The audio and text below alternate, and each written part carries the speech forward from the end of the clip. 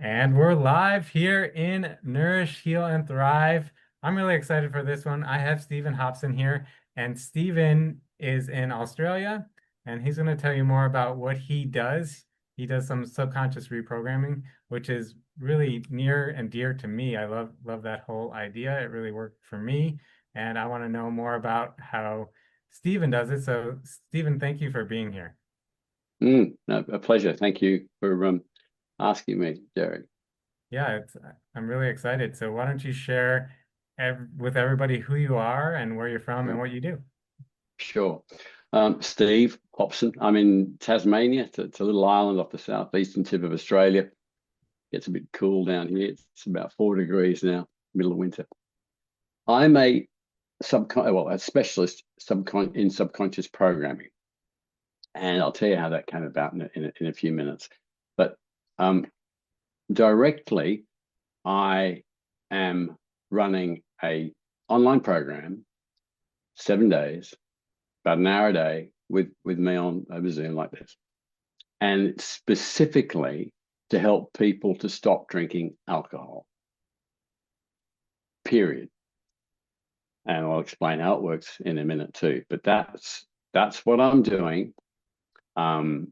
And that's, like Derek said, that's dear to my heart. And that's been a big part of my story. But so if anyone's listening, if you're listening to this now and you are like most of us, you're out there every day doing your best, busting it, trying to improve your life like we all do in the areas, your money and health and relationships. And you're doing well. You're doing as well as you can, but you're drinking a bit too much, and you know it. And but that's sort of on the back burner because you don't really want to stop that. It's kind of your friend, It's at the end of the day. Oh, hard day, have a drink, or good day, have a drink, or whatever, have a drink. If so, I'm not saying you're a raging alcoholic, whatever that means, but you're just a person that's doing your best, you know, doing the stuff that life, gives us all. But you're drinking too much, and you wake up a little bit foggy, a little bit. You have a bit more coffee, and off you go again. Really, on a consistent basis, that's holding you back from being your best self on many levels. But and you may know that, you may realize that, you may not have it at the front of your mind. But if you do look at that for a minute and say, gee, if I wasn't drinking at all, and there's no stress around not drinking at all.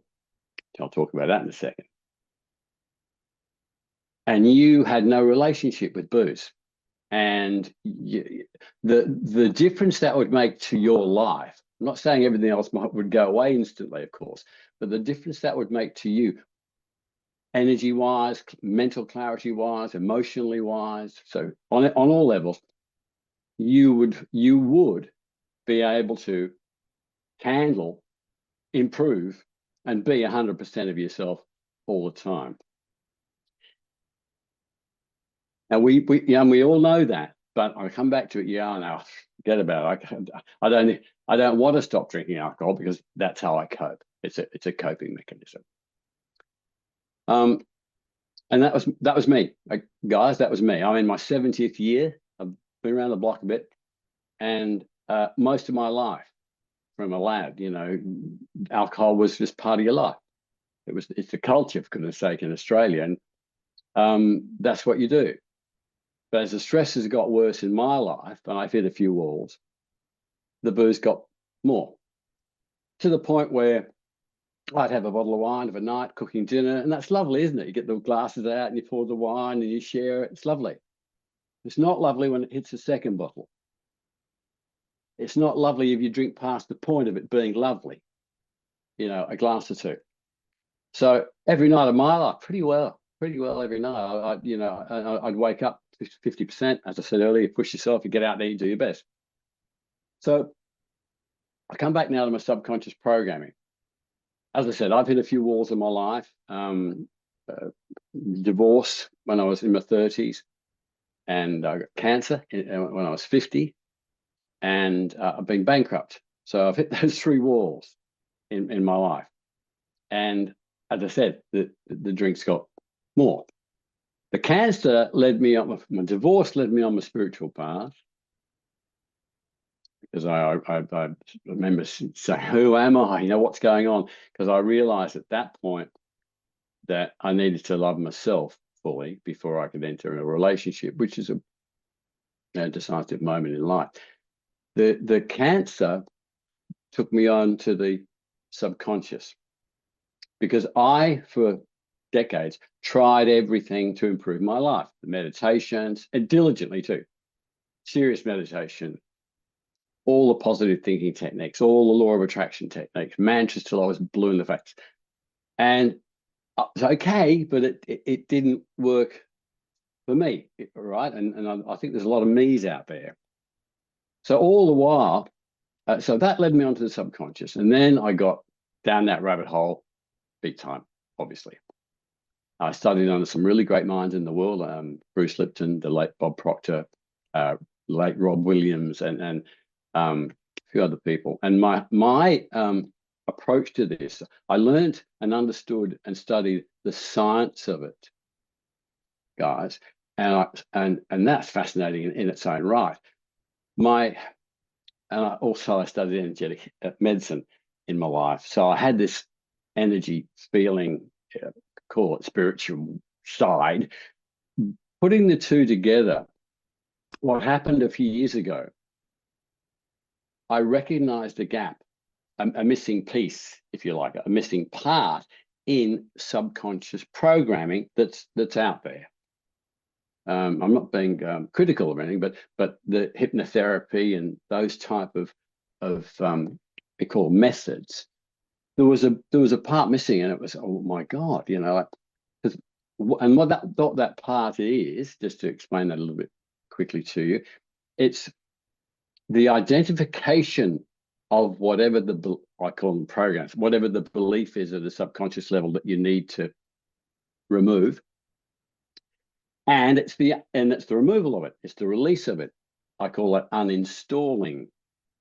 Okay, because what I noticed was that everything else was just putting on more new programs. Okay, so, and that's okay, but it's not okay.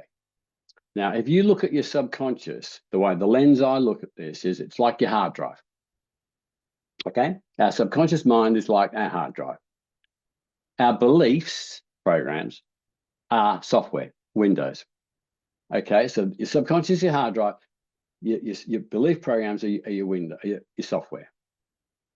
Now, if you've got a problem on in your computer, you've got a program that's not giving you what you want, or you've got a virus on it, what have you got to do? You've got to get rid of it, right?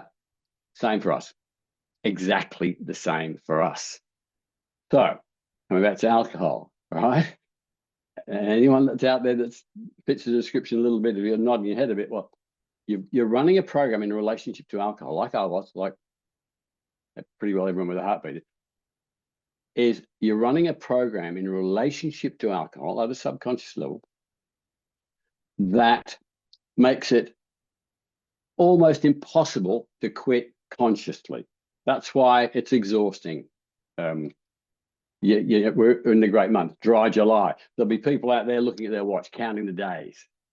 It's exhausting to the point where it's practically impossible, because you can't, because all the consciously trying to give up alcohol, it's treating the symptom, or trying to treat the symptom, not the cause.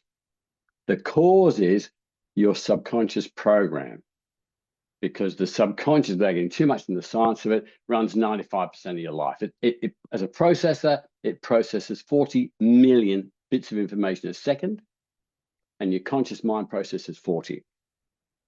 So if you've got a subconscious program going north and you want to go south, you're going north, right? You just spend longer in the ring with yourself. This goes for anything in life, and your money and health and relationships and all that. But I'm focusing on alcohol because that was my longest shadow. So about 3 years ago now, I developed this process. It's a 3-step process. I learned all the science. I had all, you know, I was so excited about it. Okay, this is it. Now I did some testing and so forth, but I looked at myself, Derek and everyone in your group, and I thought, okay, well, booze, the alcohol was my longest shadow. That was the thing in my life holding me back, really. But as I said earlier, it was my mate, it was my friend, it was, hey, I'll cope. But I decided to test this on myself.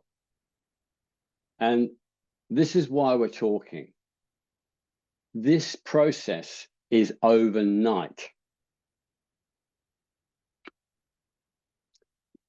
It's overnight and it's profound. There's no willpower. There's no conscious effort. There's no counting days. What happens is there's a series of questions in my process that we identify your exact program that you're running in relationship to alcohol. For most of us, by the way, that's life's good, I'm happy, I'm popular, that type of thing. That's why we drank in the first place, to make us feel better at some level. We identify the program. I then create an audio file, right? Runs for about 2.5 hours.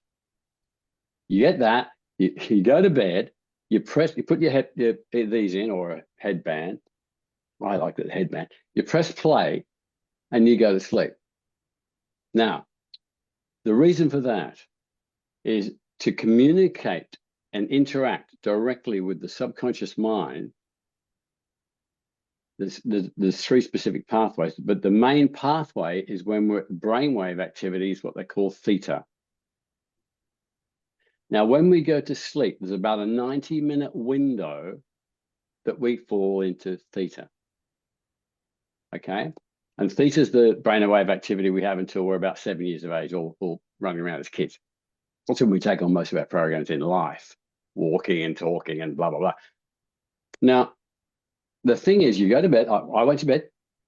I went, okay, strap in, Steve. Bang. Now, I have not had a drink at all since.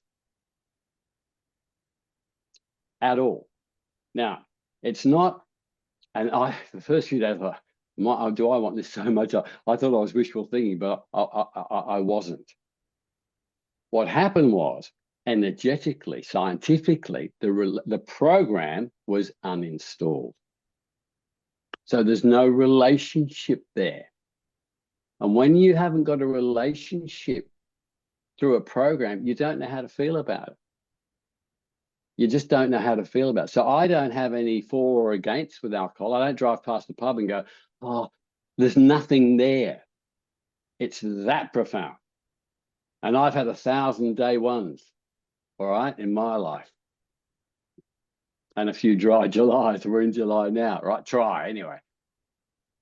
And so then, yeah, then oh my God. So then I've tested it. I've tested it. A number of people have gone through the same program, the process. Some heavy drinkers, men and women, and some, you know, not so heavy drinkers, but men and women at different ages, all with exactly the same response and result. You feel as though you've never been a drinker. That's the only way I can describe it.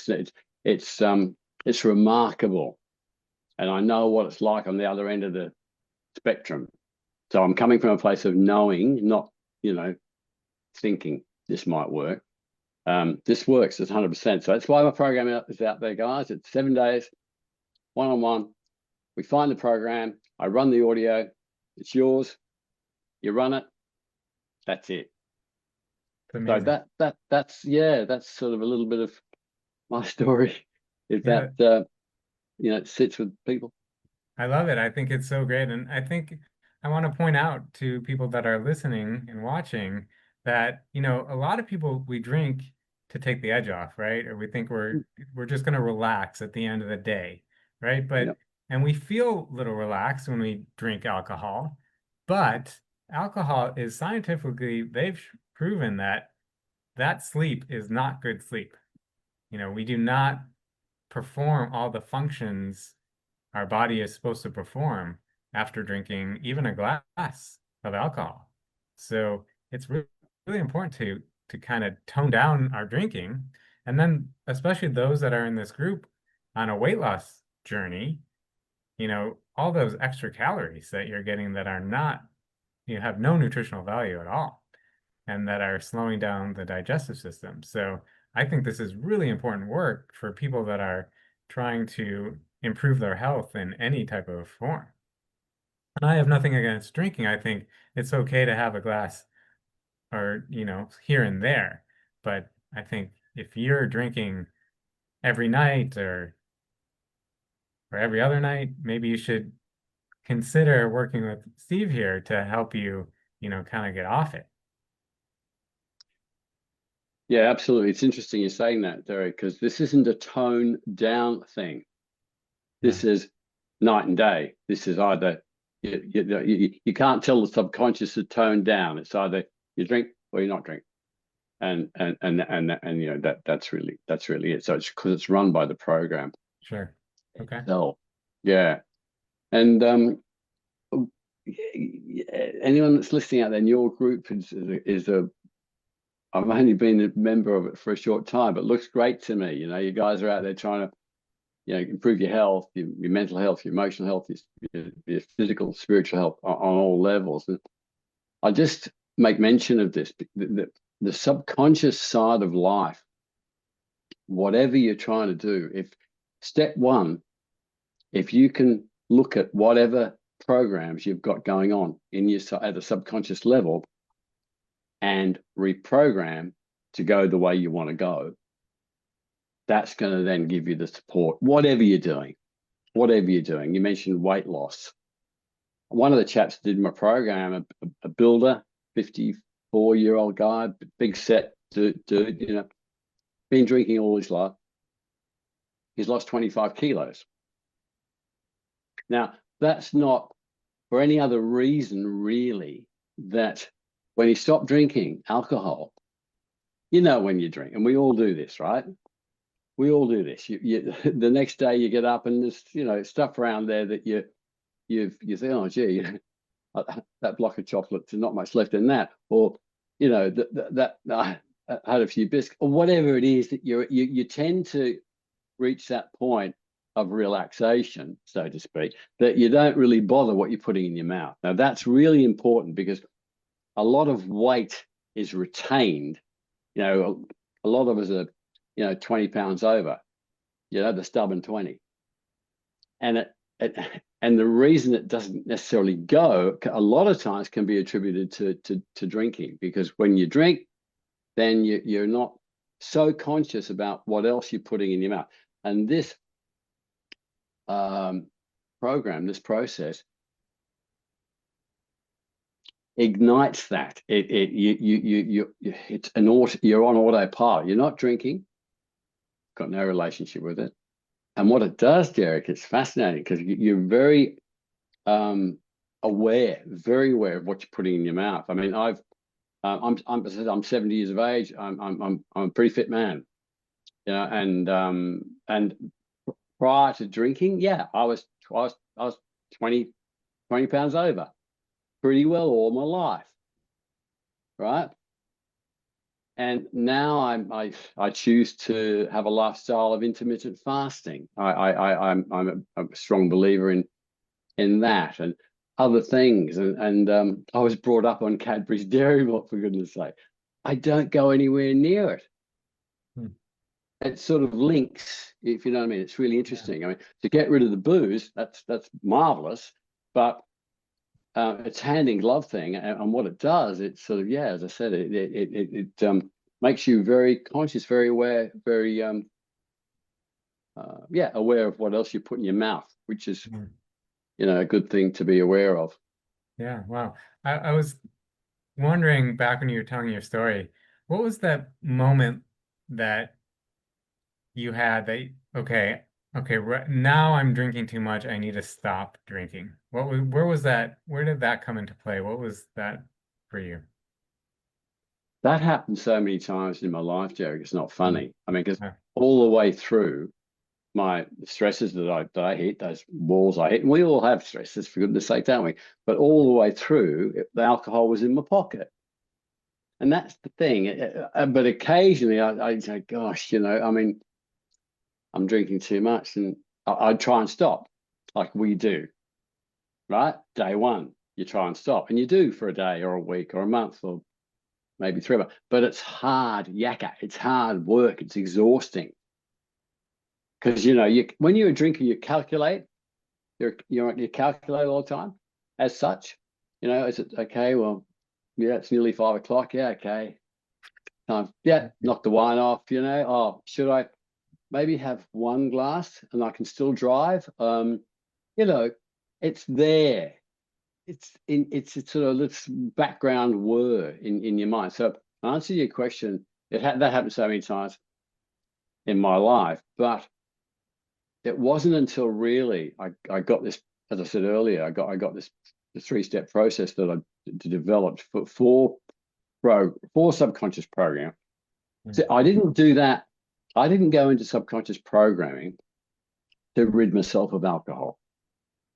I went into subconscious programming to improve my life in all other areas. Right? Yeah. It wasn't until I studied all that and learned all that and practiced that and realized that I thought, okay, well, I'm a pretty good template here. Let's try it on alcohol first. And that's what I did. Cool. Mm. Yeah. That is really great. Yeah. I don't want to take too much more of your time. Is there anything that you haven't talked about that you want to share? Oh, not really. I mean, just I could talk forever. I guess I've had quite a big demand for food. People that eat, sugar. But I mean, let's face it, for goodness sake, processed sugar, it's a poison of humanity. And it's in everything. And there's a lot of people saying, Steve, have you got a similar program for? Yes, I have. For food, sugar, soft drinks. Go figure. There's a lot of people out there that So I'm directing the traffic here with what I'm doing on what we put in our mouths. Right. Because that has an immediate effect. Alcohol or your food. Because it's different programs, Derek, but it's a similar thing. Like when we're kids, 0 to about 7 years of age, we're in theta all the time, that brainwave activity. So we just absorb stuff. So anyone or people that are out there that are know they're eating, that they know that they're eating the wrong thing, perhaps, putting too much sugar in their system, and they might be overweight or whatever. And they know they shouldn't, but they do. And that's the same kind of thing as drinking. You shouldn't be putting the cakes and the biscuits and the starch and the bread and and you go on a diet, or you go on, and then it's the yo-yo thing, right? And the reason, because the yo-yo dieting, is because the program that you're running in your subconscious in relationship to food or sweets is causing you to put it in your mouth. And it might sound a bit, how does that happen? But when you understand the science of this and how it works electromagnetically, you get it. And I explain all that in my programs. But so if anyone's there listening and they've got an issue in their life that's relating to sugar, food, and they would prefer that to go, then yeah, give me a call. I'm more than happy to chat to you about that as well. Great. Yeah. So Steven's going to put his links in the comments of this post. So if you're watching and listening and you resonate with what he has to say and you want to learn more, or if you want to try his program out, he'll put all the links here so you can get them. And before we sign off, is there anything you'd like to send everybody away with, Steven? Send everyone away with any final words? Yeah, just good on you. Good on you. All right. And I say that because that's what life's about. It's all about you. So, and So yeah, good on you. And if we meet, that would be good too. So Yeah, I'd love take that. care. I'd love that. So thanks everybody for watching.